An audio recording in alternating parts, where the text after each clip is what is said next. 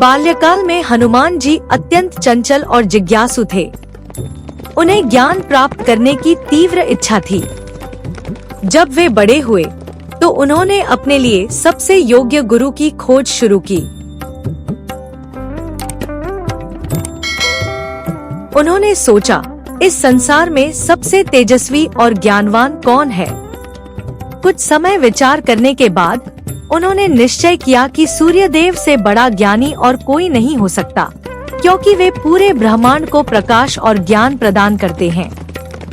हनुमान जी सूर्यदेव के पास गए और विनम्रता से कहा, हे सूर्यदेव, मैं आपका शिष्य बनना चाहता हूँ। कृपया मुझे ज्ञान प्रदान करें।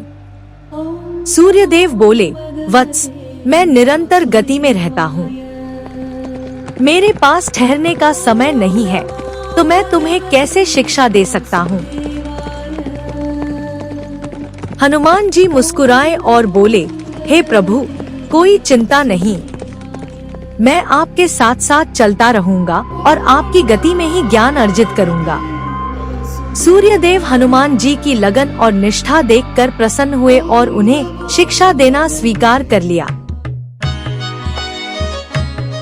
हनुमान जी सूर्यदेव के रथ के साथ चलते हुए वेदों, शास्त्रों, व्याकरण, धर्म और नीति का गूढ़ ज्ञान प्राप्त करने लगे।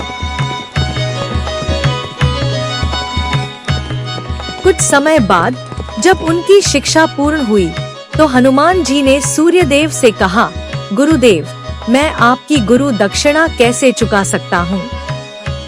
सूर्यदेव बोले, हे हनुमान, तुम्हारी श्रद्धा और समर्पण ही मेरी दक्षिणा है। लेकिन यदि तुम कुछ देना ही चाहते हो तो अपने जीवन में सदैव धर्म और सत्य की राह पर चलना। हनुमान जी ने प्रण किया कि वे सदैव धर्म, भक्ति और सेवा में समर्पित रहेंगे। इस प्रकार उन्होंने सूर्यदेव से ज्ञान प्राप्त किया और आगे चलकर श्री राम के परम भक्त और महान योद्धा बने। यह कथा हमें सिखाती है कि सच्चे समर्पण और लगन से कोई भी ज्ञान प्राप्त किया जा सकता है।